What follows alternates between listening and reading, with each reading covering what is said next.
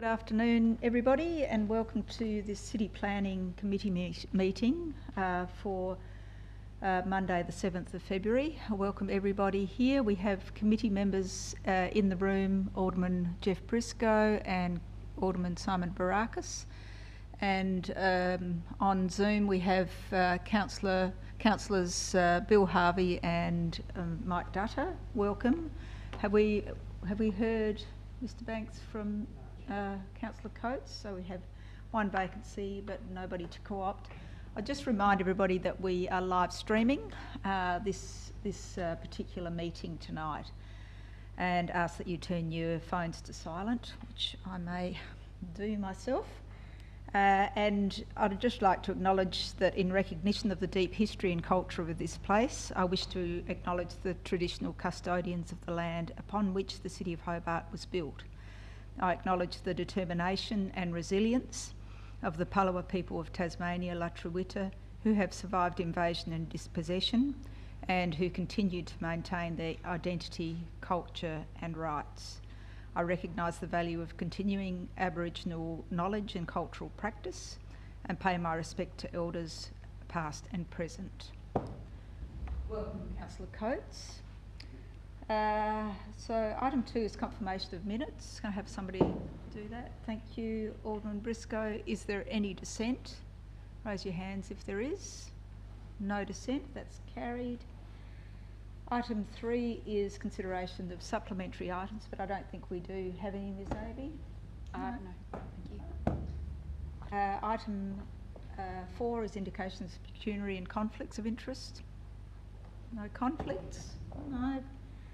Item 5 is transfer of agenda items. No. Item 6, planning authority items, consideration of items with deputations, but we don't have any deputations tonight, so we'll move on to item 7, which is the committee acting as a planning authority. And we'll go to 7.1, which is applications which we're considering tonight, which are both under the Hobart Interim Planning Scheme. 7.1.1 is 313 Wayne Avenue, Sandy Bay, and common land of parent title, change of use to visitor accommodation. Alderman Briscoe? Yes, look, I'll move it on the books. It's something that the officers have recommended. Thank you. Further discussion? Councillor Dutta. Thank you, Chair. I refer to clause 3.1.E.P2. What page is that? What page? With regards, yeah, I'm coming to that. Point 6.7.5, page 17, attachment A. Thank you. Yeah, and it states that if there is any likely increase in noise, that particular clause, and I quote in here, it states that certainly it is possible that occupants of units staying as guests under a visitor accommodation use could see an impact to residential amenity, either through loss of privacy or through increased noise. Staff have concluded in their opinion that it is not unreasonable, that it is quite reasonable, and therefore on that basis they've recommended it. I have arrived at a different conclusion, and I am of the view that it is going to be unreasonable noise, and therefore I cannot support this. Thank you. Do you have an alternative motion, Councillor Dutta? Not at this stage. Okay, thank you. Further discussion? Ms Abey, could you perhaps just tell me, is this within a semi-detached or within a stratum title place? Certainly, Chair. This is one of four units within a strata title arrangement. The other 3 units, as I understand it, are either residents or long-term tenants. I see, and so the concerns that were raised by representors were around residential amenity associated with this? Yes, that's correct. Thank you. Any further discussion? Councillor Coates? Thank you, Chair. Look, I guess interesting listening to the debate. I think the officer's recommendation in this instance, though, is pretty thorough. I guess the concern would be if you follow to its logical conclusion, Councillor Dutta's concerns, any visitor accommodation would therefore be not allowable. I don't think that's necessarily the way that the scheme is written, as we're meant to apply it. I think ultimately the officers have done the right thing in their assessment here. I'd also note, I know it's a little bit later in our agenda, but clearly at the moment there's a lot of visitor accommodation taken out of the market, so I do think there is an element of this serving obviously a community need. Just because this is going to be used for visitor accommodation now doesn't mean it's going to always remain that way. You know, it still will be a house within the housing stock of Hobart, and so I don't see the change here as being necessarily one that's you know, forever and ever. And look, I think the officers have done the right thing and assessed it appropriately, and I'll be supporting their recommendation. Councillor Alderman Briscoe, then Alderman Varakis, and then you, Councillor Harvey. Yeah, look, most of the representations have been related to the shortage of rental accommodation. It's not, as the officers correctly pointed out, that's not a consideration under the planning scheme, the shortage of rental accommodation. Also, I think Alderman Thomas, maybe a month or so ago, referred to that, why do you just assume that visitors are going to make more noise than the local residents? And if, for example, it's a student house or adjacent, they may have more parties than visitors who are here for a short period of time and are out and about visiting our beautiful Hobart. So it could be that it's a fear rather than a reality, and there's a management plan suggested as the officers normally do, to do with if there's any complaints. Is that correct? Did I read a management plan? You're encouraged to have in place a management plan for the operation of visitor accommodation?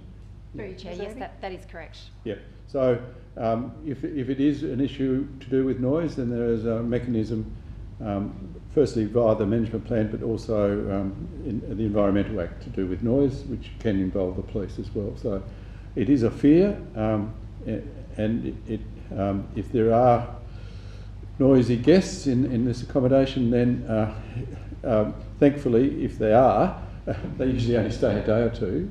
And if you had noisy residents who stayed longer, long-term residents, then the noise could go on for months or years. So I understand the points they're making about the shortage of rental accommodation. We all fear that, but there are other things that are happening to increase. So as I said, if we rejected all these, and I'm pretty sure there'll be a few people apart from Councillor Dutta that will reject it tonight, then we'll be all tied up in the appeals, because it's fairly clear cut that this application should be approved, because the officers, in this case, the officers have strongly recommended. Alderman Briscoe, I just might correct you if I may. I think if you're talking about various, these are all neighbours who have put in representations here, so I'm not sure what you mean by those comments. Which comments? Which part of my comments? The comments that it was from various areas. I didn't say that. I'm afraid you've misheard me. Well, okay, but you're aware that these are neighbouring. Yes, and I don't think my comments. If you got the impression that it's the wrong impression, we've got representations from neighbours. That's correct, and I just said that. Yeah, I stand by my comments. I didn't mention from various areas. I just said, I might have said various representations. You may have interpreted that as people from elsewhere, but Oh, well, I stand corrected, Alderman Briscoe. Thank you. Alderman Appreciate Barakis. Thank you, Chair. And look, I'll note that there was obviously, as Alderman Briscoe said, a variety of representations raised, including, and I think on page 15 there's a whole section outlining the unsuitability because of the rental shortage, etc., etc. That's on page 15 of the report.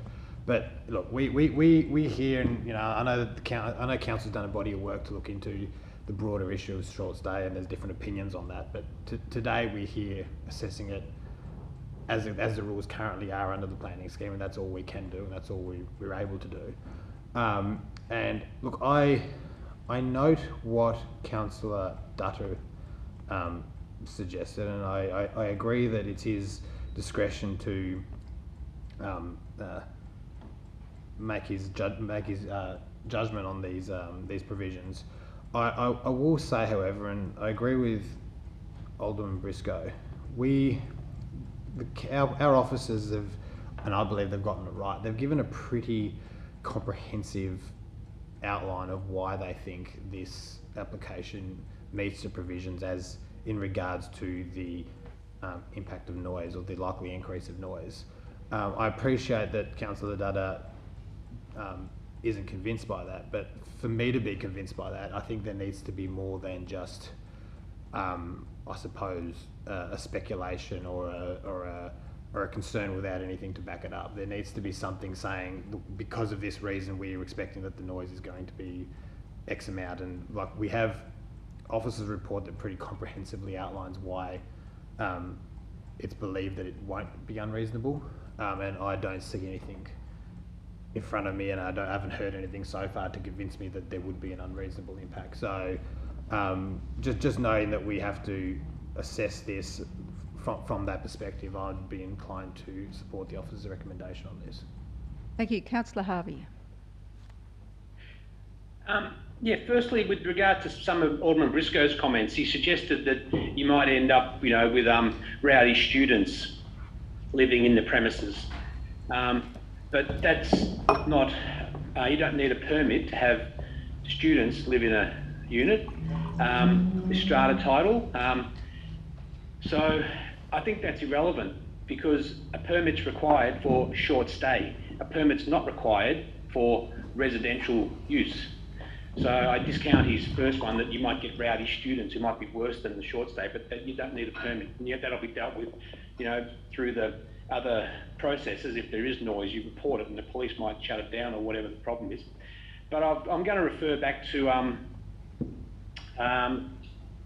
the performance criteria, 6.7.4. So this is with regard to strata title. Visitor accommodation within a strata scheme must not cause an unreasonable loss of residential amenity to long-term residents occupying other lots within the strata scheme, having regard to A, privacy of residents, B, any likely increase in noise, C, the residential function of the strata scheme, D, the location and layout of the lots, E, the extent and nature of any non-residential uses. And let's remember, this is a non-residential use. This is a, visitor accommodation or a mini hotel. And F, any impact on shared access and common property. And I think this proposal for short stay accommodation will impact on all of those things, and I will put the residents ahead of visitor accommodation, the permanent residents, as the report states. These other properties are used for permanent residences. So I will be voting against the recommendation and foreshadowing refusal based on 6.7.4, the performance criteria, that the visitor accommodation will cause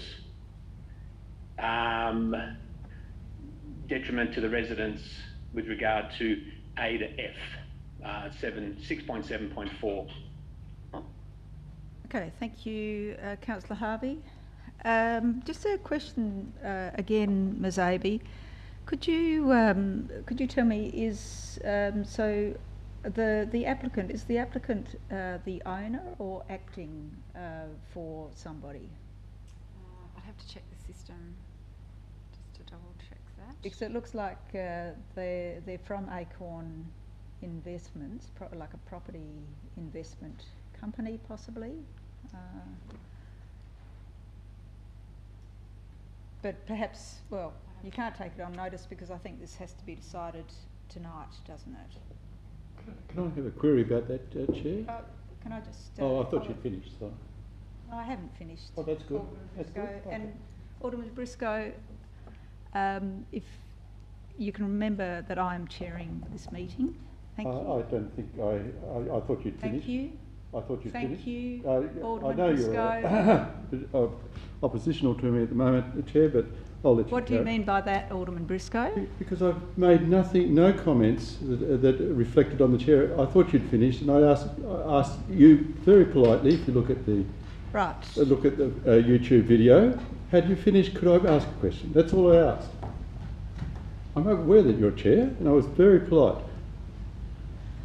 Yeah, well, Thank you. Thank good. you. If you look Alderman again at the Briscoe. YouTube video, you'll see that I am.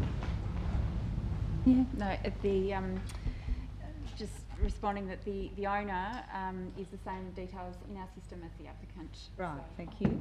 I will also indicate that the expiry date for this application is the 22nd of March.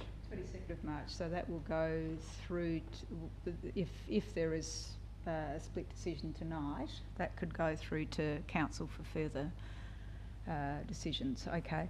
Look, I'll make some comments.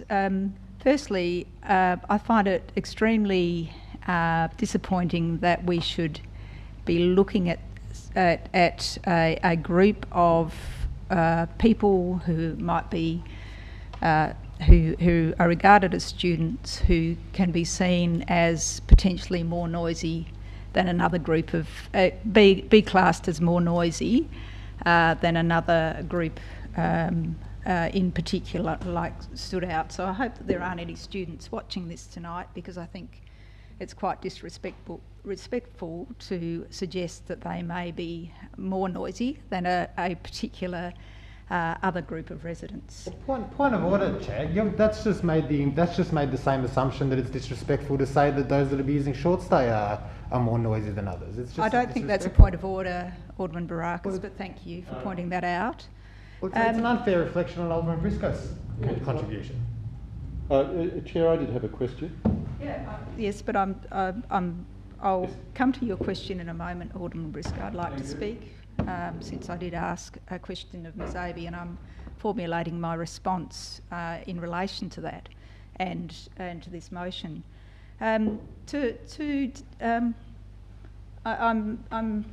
I think the officers have a difficult position. You know, we have a number of things that have been brought up as concerns relating to residential amenity, and really you can say that this application complies and is suitable.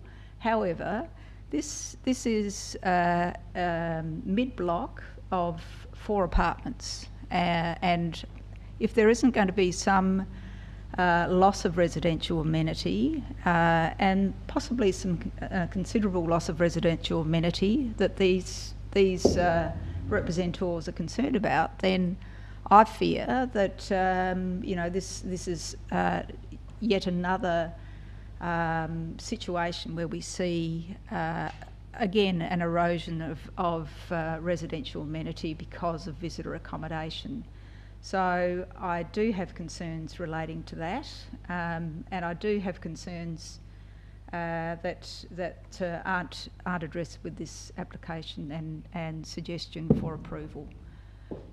Now, Alderman Briscoe. Thank you. Look, the point's been made by, thank goodness, by another alderman here, that your comments didn't reflect correctly my comments. However, the question I have is to Ms Avery. Do we ever consider... Ms Abbey. Do we ever consider, through you, Chair, do we ever consider who the owner of a property when we consider a planning application? Ms Abbey? Through you, Chair, I can't think of a circumstance where the details of the owner would be relevant to the planning considerations. Yeah, so I object, thank you for that. I object to the Chair mentioning the owner. That is a real concern. The planning scheme is the law, it stands above whoever the applicant is. And whether the owner is a company or a group of companies or an individual, that's irrespective. So I object to what you have said, Chair. I also object to you having personal comments made to me about, and I think I'm reflecting on your behaviour as Chair, and I think it's wrong that you single me out for my comments. We're here talking about the planning law, not personalities. Now, for some reason you have it in it for me today. I have no reason why, because I've been most respectful to the Chair. So I hope from now on that you treat me with respect, as all members are entitled to. Thank you for those observations, Alderman Briscoe. Thank you. Any further discussion about the motion? There's no further discussion. I'll put the motion as moved by Alderman Briscoe. Those in favour, raise your hands. Those against? So, tied vote. Okay, we have an alternative motion. Does anybody need that read out, or are you familiar with it? Nope. Okay, so I'll put the alternative motion as moved by Councillor Harvey. Those in favour, raise your hands.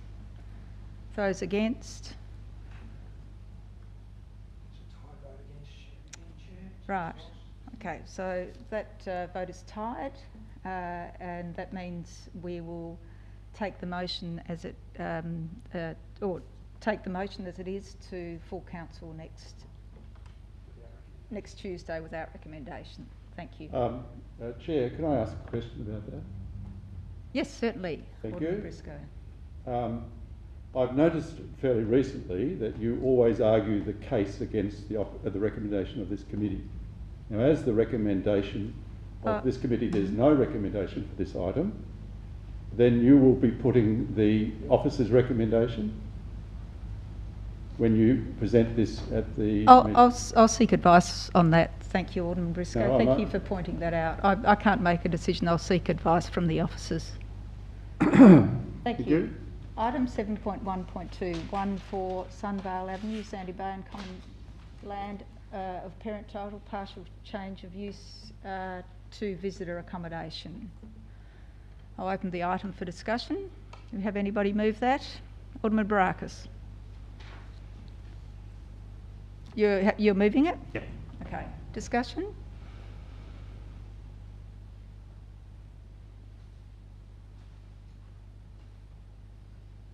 Councillor Coates. Look, similar to the last one, I think, but I think Councillor Harvey actually made a very astute observation, which is that you don't need a permit for residential accommodation. You know, I think with some of these visitor accommodation ones, a lot of the fear is that the housing stock is lost forever to the long-term rental market. I don't necessarily see it that way. I mean, we have information in our pack tonight around hundreds and hundreds of rooms being taken off the short-term accommodation market, and ultimately I think they do flow between a little bit. And look, you know, it is true that it is a legal use of your residence to apply for a permit and have that approved and then used. It does add to the economy of a city. There are instances where owners are doing it for the right reasons. They themselves might be doing, you know, they might be living a year, 2 years, you know, overseas interstate, and in the meantime they're putting their property on rent on the short-term accommodation market. So, look, you know, it is always a bit of a moving beast, but as I see it, the planning scheme does allow for these sort of applications, and the officers do frankly a good job in assessing them and putting in strong recommendations of our management plans to us to mitigate any adverse effects upon neighbours. And look, you know, in my view, the best sort of competitive tension to stop these visitor not stop, but to mitigate this is to have a functioning market. And you know, at the moment it's a bit weird. We know that a lot of hotels are out of the market, but as that normalises, I think what we might see is some of these permits perhaps not getting used, and some of these properties coming back into the residential market. But you know, unless there's very strong reasons not to support the officer's recommendation, I would encourage members. I think we've got to be very genuine to sort of empower our officers to work with the applicants, to put together a management plan, to give their recommendation without fear or favour, and ultimately, unless we're provided with very strong evidence otherwise, my default position is to back up our professionals in the field. So look, I will be supporting the officer's recommendation. Thank you. Further discussion? Councillor Harvey. Chair, we've had how many representations? I think it was it 18? I just can't find the number now. 16 representations objecting to the proposal, and I'll be foreshadowing a motion for refusal based on their concerns and based around the same principles as I moved in the previous motion. I'm just scrolling through now to find where that's mentioned. But if Miss Abbey could help me there, just it doesn't meet that performance criteria as far as I'm concerned with regard to the amenity of the residents. Through you, Chair, the clause referred to in the previous motion was clause 3.1E, P2, subparagraphs A to F of Planning Directive 6. Yeah. So for the same reasons, I think that this should be refused also. So I'll be foreshadowing a recommendation for refusal. Thank you. Further discussion? Councillor Dutta. Thank you, Chair. On the similar reasoning as I put forth the last time, and also the reasons presented by Councillor Harvey and yourself, I would not support this, very much based on the directive, Planning Directive number 6. And I think it is clear in my own mind that it says in B, clause B, or subclause B, that any likely increase in the noise, and it is my interpretation, it is my view, and we are all entitled to our view, regardless of how strong the staff recommendations are, because all of us have, one time or the other, have gone the opposite way and make the judgment. So in this case, I still stand my ground and my interpretation and my position that it is going to be detrimental, and furthermore, that it also says that it needs to be compatible with the character and use of the area. And in my interpretation, I think this fails to be compatible with the character and use of the area. Thank you. Thank you. Ms Abbey, could you just describe, so visitor accommodation is allowed in this area as we discussed it in Sandy Bay, it's allowed under the directive? Depending on the circumstances, yes, it is possible that a property can be converted to visitor accommodation without the need to get a permit. The trigger here is that this property is part of a strata scheme, so that's why there's a specific provision which we are required to assess as a discretion. Right. And in relation to parking, so is parking available for this visitor accommodation? Yes, there is a car park which is proposed on site, and there's a proposed condition that the parking is limited to that site. There are some photographs taken by the assessing planner of the surrounding street network.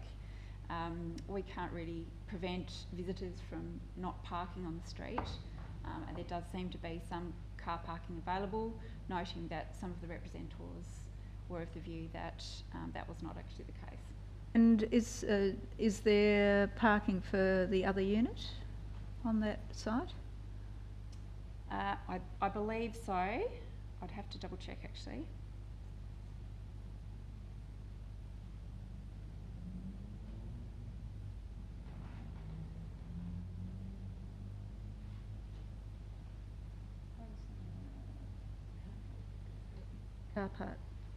Carport dedicated to Unit 1, page 53.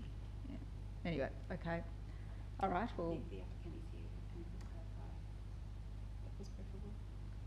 It's, well, I mean, we can have that clarified before, you know, before the meeting, that's all right. Okay, so if there's no further discussion, Alderman Briscoe. Thank you. Look, whilst there was 16 representations, as my good learned colleague Dutta, Councillor Dutta has said many times, it's not the number. Or Councillor Harvey, was it? Many times with this. We've got to look at the planning law, and we have to use our judgment. And in this case, we don't make this particular planning law. The government has made the particular law. And as I said earlier, on the face of it, a strong recommendation from the officers indicate that this would win in a tribunal if we refused it. Now, presumably, or I'm suspecting it's going to be another three vote. It is sad that happens. I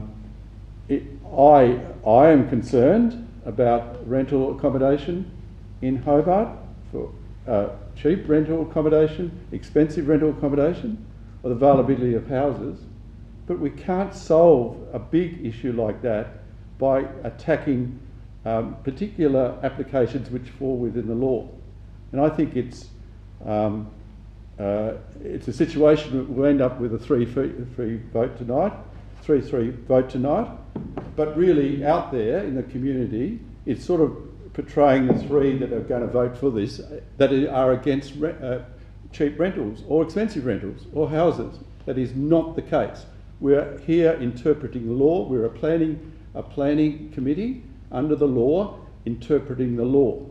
If the law needs changing, then I suggest that we go out and change the law. And there is a report coming back to us. But until that happens, we can't just have an idealistic thing that this is going to solve the rental accommodation. It's not. We're all concerned about availability of housing in Hobart. And to be portrayed by anyone that we're against increasing rentals or increasing housing availability in the town, I think is misrepresenting the people who will vote for this tonight. Thank you. Alderman Barakis. Thank you, Chair. I've got a question first and then some comments. Just a supplementary question from one that you asked, Chair. In regards to the strata, if the I'm not overly well read on strata laws, but if the other members of the strata don't agree for or don't wish for this to go ahead, is there permission required for this? Like outside of us making the planning decision, if we were to approve it, but the other members of the strata still didn't want it to happen, do they need that permission? Through you, Chair. My understanding is that that's wholly dependent on the terms of the bylaws for the body corporate. But they would have to do it whether or not it's in line with the planning scheme, they would still need to also be in line with their own bylaws. Through you, Chair. Yeah, okay. Okay, that helps. Look, I want to avoid getting into a redundant argument that we had literally 2 minutes ago. But I think Alderman Briscoe is correct. We here, and as was mentioned, we have a body of work that's coming back to us in regards to short stay rules and regulations and the broader issue of short stay. With that's coming back, and that will come back with I imagine a set of recommendations that we would debate and discuss and look to see if there's rules that need to be changed as to how we assess or what the rules should be around the assessment of short stay permits. But at the moment, the rules are what the rules of the day are. And the first thing that we all got taught, and I've only been on the council for almost approaching a term. First thing we got taught when we got our LGAT rundown on how to be a planning authority is you can't go into planning assessments with a political viewpoint. You need to assess it objectively under the scheme, and obviously you have your discretions, but it needs to come from the perspective of a statutory authority assessing it under the scheme.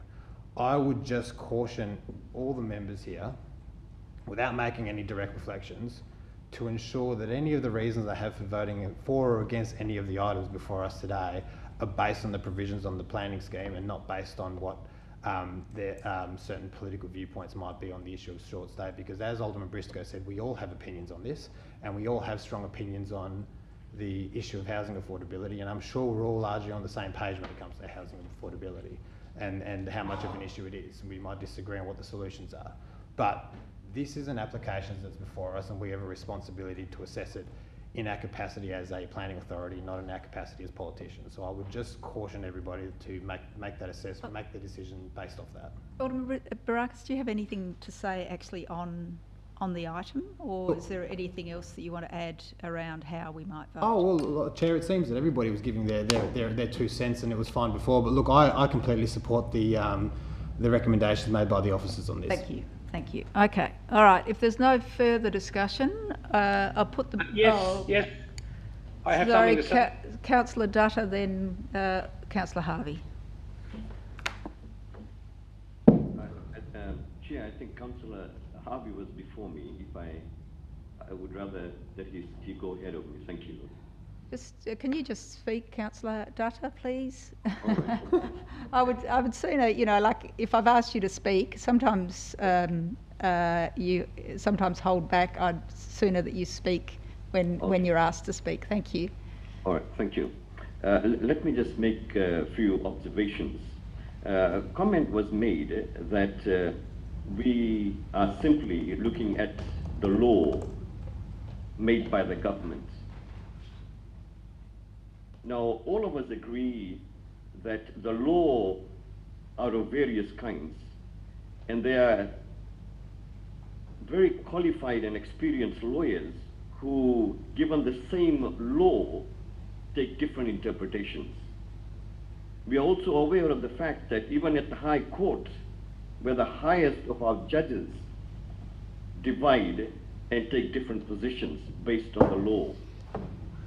So therefore, I don't see the other observation I make here, that we should not argue that we are not entitled to take a different position. We, all of us are, and I respect those who take a different position from me, because I see that you see it from a different perspective.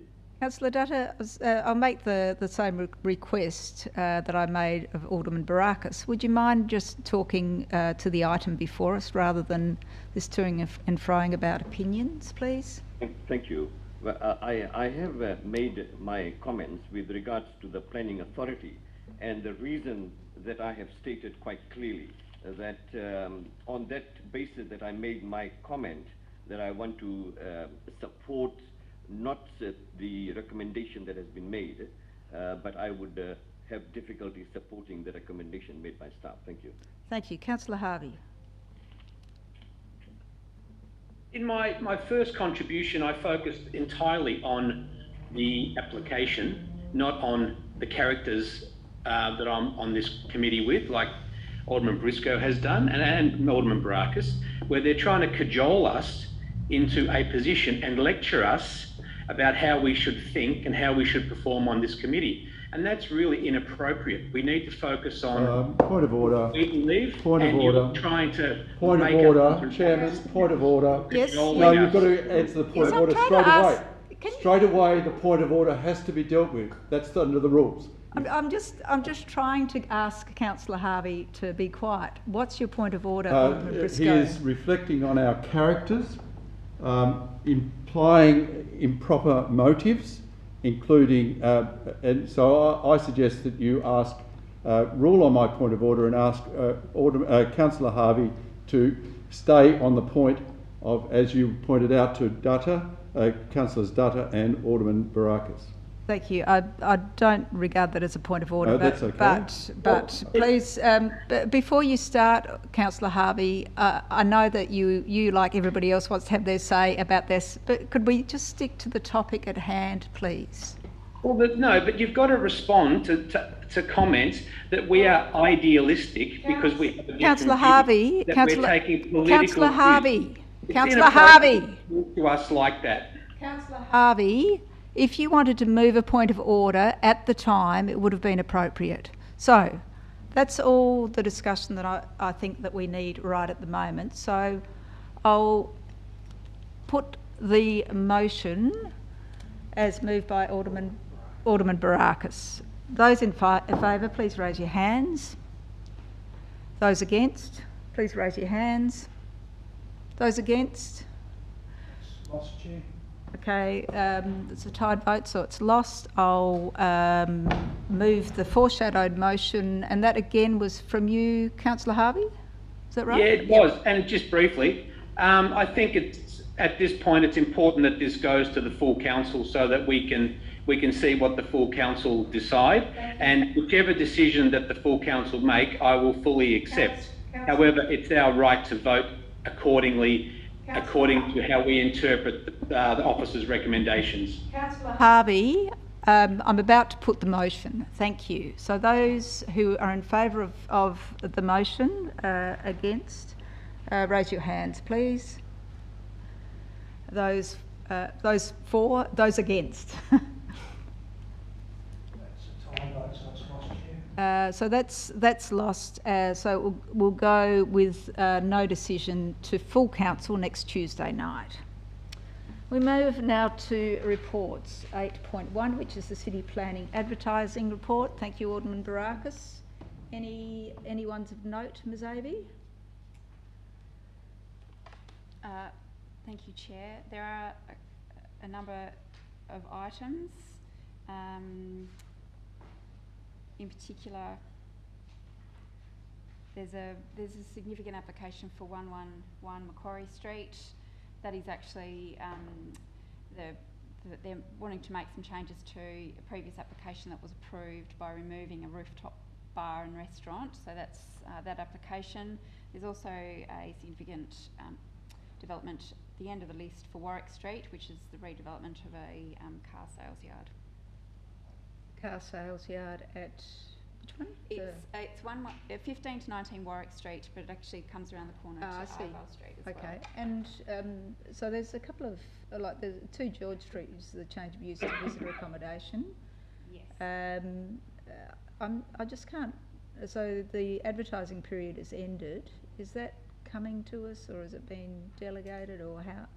I'll have to take that one on notice, sorry, Chair. Okay, thank you. So you've moved it. Any other questions? Councillor Coates. Oh, just checking. We said you'd check it, but I think it says in the table it's got the proposed delegation director. So I'm assuming, but obviously up until it's closed, it might get more representations. So, yeah. Through you, Chair, yes, that list is compiled at the time that we create the advertising list. Yep.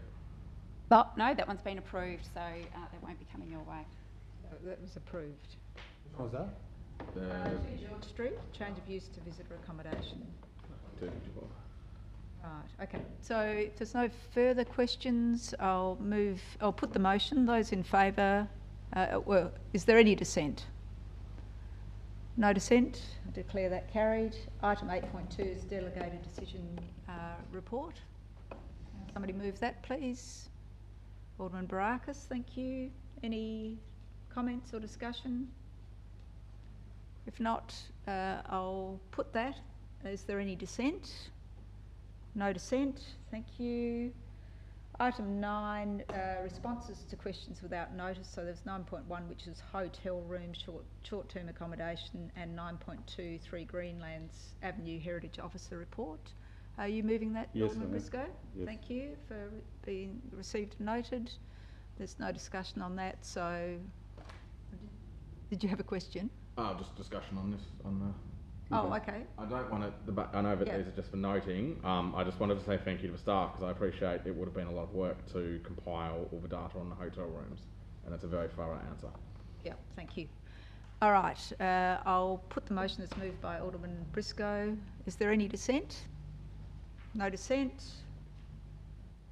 Motion is carried. Item 10 is questions without notice. Are there any questions without notice? Alderman Briscoe. Thank you, Chair. This refers to the planning scheme amendment by the university. I note that a significant leak has happened to the media, which seems to be correct. Over 100 requests for information from the council, and I've got the timeline that the university have been distributing about the responses to those questions or requests for further information, and indicated that they would return them by the 28th of February. Has that happened? Through you, Chair, Ms. no. Amy?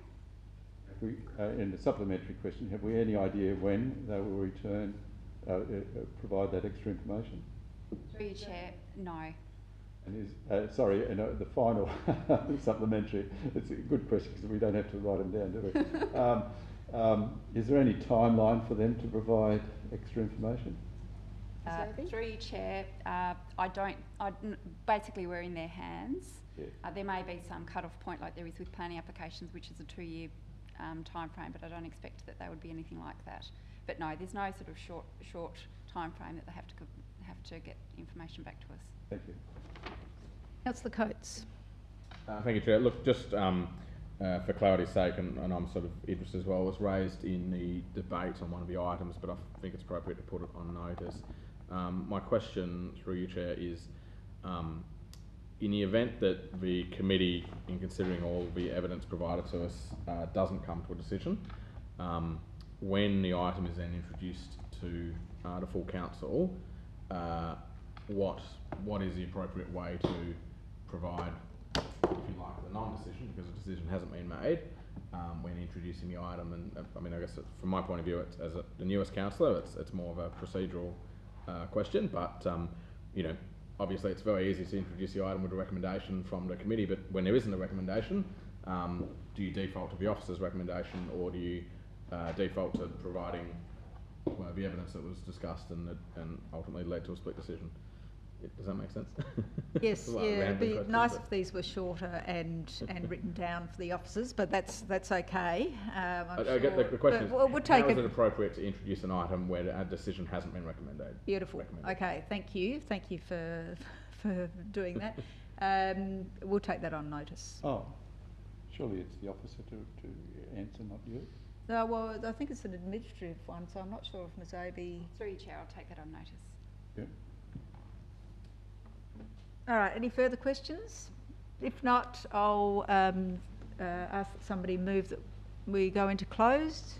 Can I have somebody move that? Councillor Coates. Thank you. I'll put that. Is there any dissent? No dissent. I declare